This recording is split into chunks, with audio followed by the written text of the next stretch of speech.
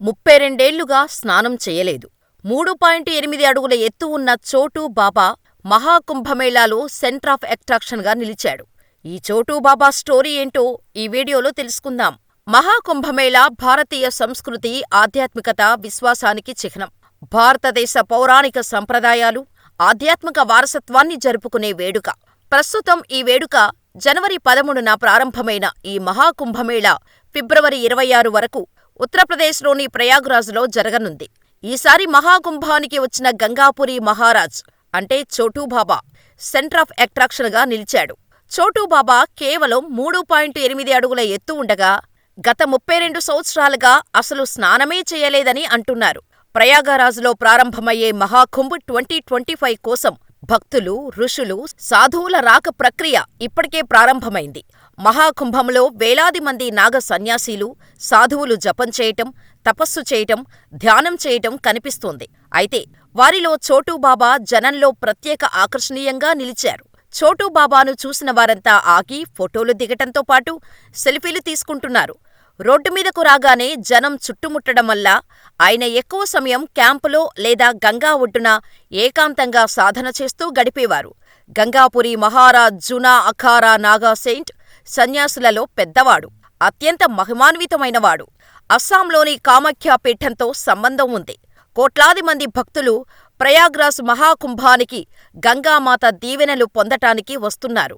కాని చోటూబాబా ఇక్కడ ఒక్కసారి కూడా గంగా స్నానం చెయ్యరు. గంగాపురి మహారాజ్ మహాకుంభంలో చోటూబాబా తన ఎత్తు కారణంగా వార్తల్లో నిలిచాడు. అక్కడికి వచ్చేవారందరికీ ఆకర్షణగా నిలిచాడు.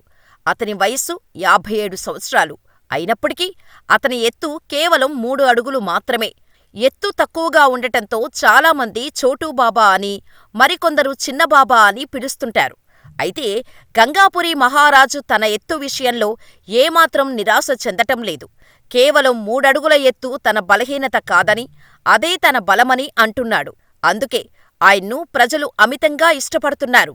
గంగాపురి మహారాజుకు సంబంధించిన మరో విశేషమేంటంటే ఆయన గత 32 స్నానం చేయలేదట. 32 కూడా నెరవేరని కోరిక దీని వెనుక కారణంగా చెప్పచ్చు. అయితే తన తీర్మానంపై ఎలాంటి వ్యాఖ్యలు చేసేందుకు ఇష్టపడటం లేదు. తన కోరిక నెరవేరిన రోజు ముందుగా క్షిప్రానదిలో స్నానం చేస్తానని చెప్పారు. చోటూబాబా ప్రకారం శరీరం కన్నా అంతర్గత మనస్సును స్వచ్ఛంగా ఉంచుకోవటం చాలా ముఖ్యం. ఇతర నాగసాధువుల గుంపుకు దూరంగా ఏకాంతంలో తంత్రసాధన చేసేందుకు ఇష్టపడతాడు. చోటూబాబా అనేక శ్మశాన వాటికలలో సాధన కూడా చేశారు.